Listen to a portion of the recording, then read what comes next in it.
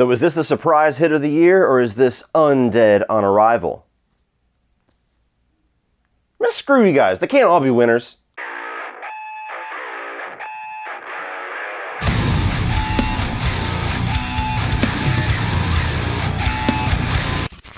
What is up, everybody, and welcome to my review of Beetlejuice Beetlejuice, the latest film from Tim Burton and the long awaited sequel to 1988's Beetlejuice?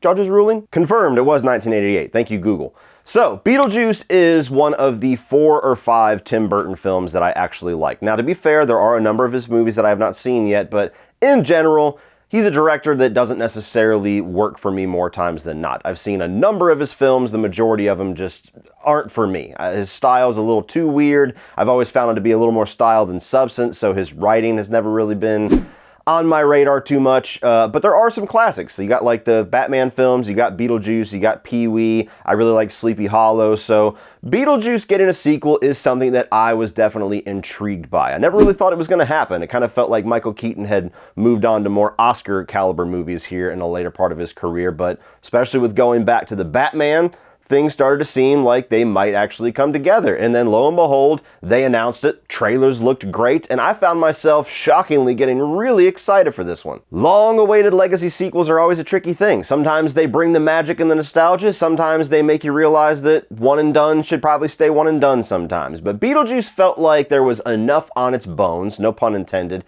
that there was a lot to do in that world. There was a lot that you could do within the lore of the underworld. There was certainly a lot you could do with the Beetlejuice character because he's not in the first movie as much as you would think. And so I was actually really optimistic that this would end up being one of my genuine surprises of the year. So I took my whole family out to check it out the other night. It was my son's birthday and he was very excited for it. And my entire family really enjoyed it. Me, myself, I thought it was okay. But really quick before we dive into the good, bad, and ugly of Beetlejuice Beetlejuice, if you're going to be sitting in that inevitably long, unbearable line in the underworld waiting to get processed, you better have your meal prep under lock. So check out the sponsor of today's video, Factor. Well, the kids are back in school and our schedules are back to being hectic. As parents, we're so busy preparing lunches and shepherding kids off to school and practices that it's very easy and often the case that we forget to take care of ourselves. Well, Factor makes everything easier with delicious, ready-to-eat meals that are chef-curated and ready in just 2 minutes. And you can even continue to strive towards your summer wellness goals with options like Keto, Calorie Smart, and Protein Plus. Factor's ready-to-eat meal delivery service takes the stress out of meal planning and sets you up for success by allowing you to skip the grocery store, the prep, and especially the cleanup. Also, you can enjoy chef-crafted, dietitian-approved meals that are delivered right to your door.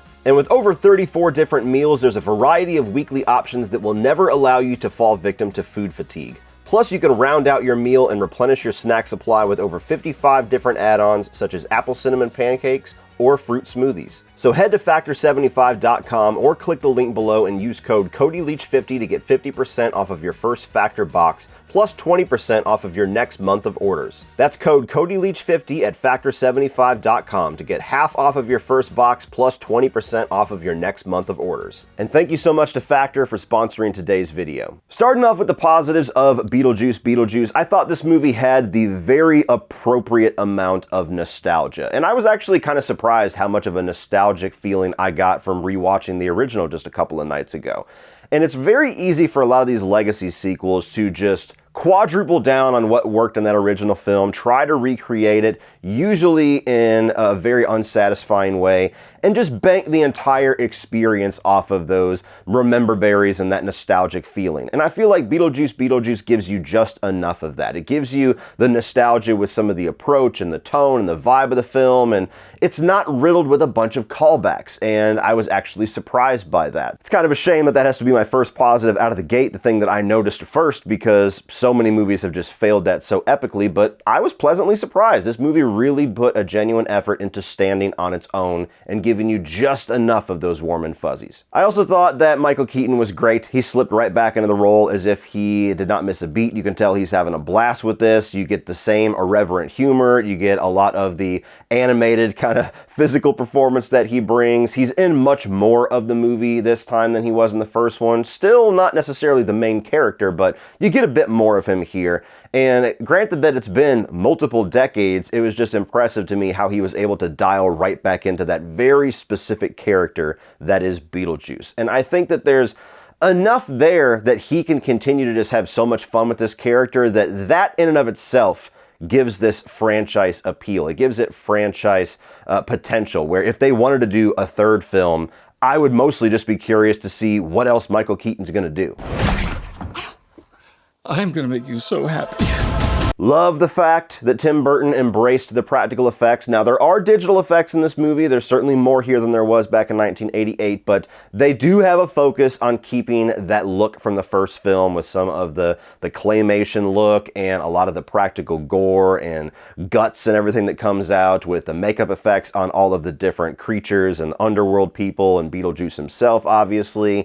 Even with just the set design. You know, Tim Burton, that's his style. He always has that kind of weird, gothic, creepy, almost Whoville style, and that very much carries over here. So I'm glad that they didn't turn this into a CGI fest, that they embraced what was so great about that first film, and that is the thing that I love the most about that original, is all of the great practical effects that have aged wonderfully, and they've aged wonderfully because they're practical. I didn't really expect it walking into this one, but this is one of those movies that really gets the spooky season feeling started. This has Halloween vibes all throughout it. The movie is set just before and on Halloween night, and even without just the tone of what Tim Burton always brings, and of course the nature of the story, which very much leans itself into the spooky season, just the aesthetic of the movie, just the vibe of it, just the atmosphere of it, it says Halloween season. And so I love movies that can capture that. There's a lot of movies that we watch in the fall months that don't necessarily give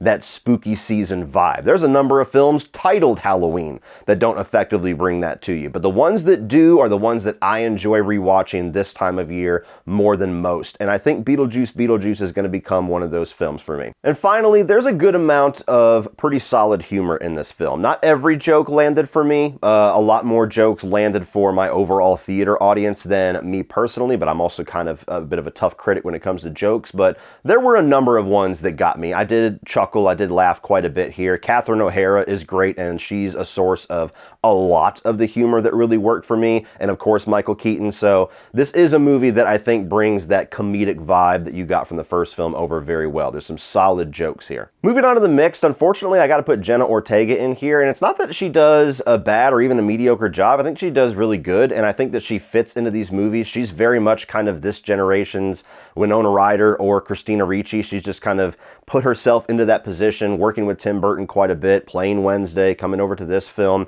So I like what she brings. I like her presence. I think she's a very good actress, but just didn't really love her character all that much. And this is going to be something that you hear me say all the time if you're somebody that watches me regularly. Bitchy, angsty teenagers are a hard sell for me, and that's basically 80% of her character. She's the teenager who hates her mom, and you don't really get enough to understand why. There's this underlying tension there where her father passed away years before the movie started, and she's wondering why Winona Ryder can't communicate with her father when she can communicate with other ghosts. And so they bring that in as a point of contention, and you're like, that's really interesting. So what happened with the father? What happened with the relationship between Winona Ryder and the father? What happened between Winona Ryder and Jenna Ortega that caused this strain? Like, I want to know more. They don't really dive into it enough for me to care or for me to sympathize with Jenna Ortega's angstiness. And so for most of the film, she's just angry teenager that makes very rash decisions based off of her angstiness. And so she's kind of hard for me to root for. She does a good job with what they give her to do. I just don't really love her character. And as far as performances, she does fine, but she's kind of doing what you expect from Jenna Ortega at this point. Like, it's not as transformative as something like Wednesday, nor was it ever designed to be, but She doesn't pop as much as I hoped that she would. Now moving on to the negatives, we're going to start small, get to the bigger stuff. One tiny issue that I had is there's about a sixth, maybe a seventh of the dialogue that Michael Keaton has that I couldn't quite understand what he was saying because his voice is much deeper as an older actor than he was back in 1988. And so when he kind of puts the grit on for the Beetlejuice thing, like, you could really distinguish what he was saying back in the first film, at least I could. In this film, especially in like the first act, whenever he gets a number of lines, I was like, huh? It's very gritty and it's very dark and it's very low tone. And so there was a number of lines where I just didn't quite distinguish what he was saying. I think it gets better as the movie went on, thank God, but there was a number there that was a little rough. Lydia Dietz, didn't really like her character all that much. I didn't really like what they did with her. In the first film, she's this great standout character. She communicates with these ghosts, and her angstiness in that movie was entertaining because it was just like so over the top, and it kind of gave her meaning to have this relationship with this couple and try to kind of plot against her parents to a certain degree. In the sequel here, she's obviously much older. She's a mom. She has this strained relationship with her daughter. She's just kind of a fucking airhead. Like, I just don't feel like she's a very smart character in this movie. Everything that she does is so stupid. Her relationship with Justin Theroux is ridiculous. A lot of what she does in the movie is just reacting based off of what's happening around her. So even how she gets tangled back with Beetlejuice is just like a circumstance that comes along. So for a returning character that was kind of the main drive of the first film in a certain way, I just wish they had more to do with her. I wish that she had more of a character growth or a character arc in this one versus just being the dumb mom. And now we arrive at the main issue with the film. And this has a lot of similarities to Ghostbusters Frozen Empire earlier this year, in that it tries to do way too much. There are way too many plot lines going on, most of which don't get very much development, especially the ones that I was really invested in. And there's way too many characters. A number of the most interesting ones feel like they're a complete waste, and you could literally rip them out of the movie would be exactly the same. And most of that is through the first hour of the film. I would say that the last 45 minutes or so picked up quite a bit, and I enjoyed that section of the movie much more. Otherwise, this probably would have been a negative review, unfortunately. But the first hour, man, they just introduced so many things going on. You've got the strain between Jenna Ortega and Winona Ryder. You got the mystery of what happened with Winona Ryder's husband and Jenna Ortega's father. You have the death of Winona Ryder's father that kind of kicks everything off. You have her relationship with Catherine O'Hara's character, who's her stepmom. You have Justin Theroux, who comes in as this boyfriend who proposes to her on her father's funeral, and so that's going on. Then you have everything going on with Beetlejuice and Monica Bellucci as kind of the villain that is pursuing him, and Beetlejuice's obsession with Lydia Dietz. And then you have this character that comes in that's kind of a love interest for Jenna Ortega. Like, I might even be missing some, but this is all introduced in like the first 30, 40 minutes, and it's like, Jesus Christ, like, I don't even know which one is the driving plot line of this film. It's just a bunch of shit happening. And the true shame of it is that the storylines that were most interesting to me, namely Monica Bellucci as this vengeful ex-wife of Beetlejuice and this love interest of Jenna Ortega, those are the two storylines that get the least amount of development and are just wrapped up so quick that you almost get whiplash. You're like, whoa, that was over before it started. And Monica Bellucci as a character here, I mean, her entrance is awesome. It's one of the cooler scenes of the movie, and you're like, whoa, this is gonna be a great character. I like where this is going. And then the rest of the film, they just cut to her randomly as she's walking through hallways looking for Beetlejuice. And then it goes nowhere. It absolutely goes nowhere. You could cut her entire character out of this movie. It would affect the story 0%. And that was just such a disappointment. For such a cool looking character, for such a great actress to be in here, and to actually have an interesting storyline in there of some strained past of Beetlejuice's, it goes fucking nowhere. And so that was a massive disappointment. And there's some really interesting little twists and turns that comes along with Jenna Ortega and her love interest that was the moment the movie really picked up for me. That was when it kicked into high gear and I'm going, oh, cool, I'm on board for this, over before it starts. And so the two things in this movie I was most invested in are the two things that Tim Burton was apparently least invested in. You even have Willem Dafoe in here as kind of like this actor, cop character that is doing investigations in the underworld. his character has no point. And he's one of the coolest looking characters, and you really get intrigued with, like, what is this guy's place in the story? Where is this going to go?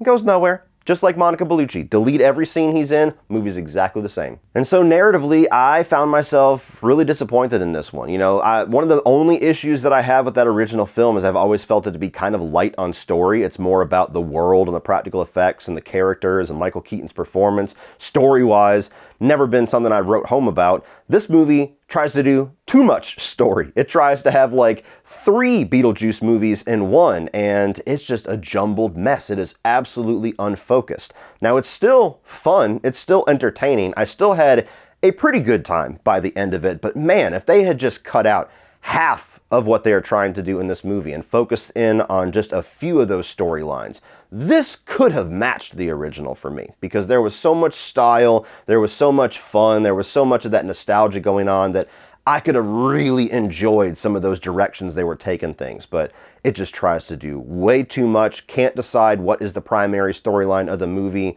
and really left me with blue balls with a number of them. So while I've seen a lot of people getting really excited about this one, a lot of the early reactions, which yet again, I continue to tell you guys to take with an entire container of salt, saying that this is Tim Burton's return to form, this is the best movie that he's done in decades, and you know, this is back to classic Tim Burton.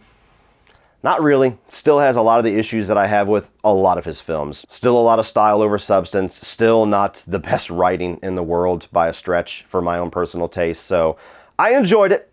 I dug it. I wouldn't say that this is a return to form by any means. So overall, guys, if you're a big fan of that original film, I definitely encourage you to check this one out. I think most of you will at least like this movie, if not love it. I'm probably in the minority with it. To me, I just felt it was very unfocused, and I was disappointed in the writing of the film, but still had a lot of fun with it. Still a movie that I could see myself throwing on after the original film during spooky season, and that's charming in and of itself. So check it out. Let me know what you thought, and do you want a Beetlejuice Ooh, almost broke the rule. Well, that's it for this one, guys. Click over here for all my 2024 new release reviews, and click up here for my review of Strange Darling, the movie that I would still say is most deserving of your time, money, and attention in theaters right now. Like, share, hit that subscribe button so you don't miss everything in the future. And as always, remember, opinions are like assholes, but that doesn't mean you have to be.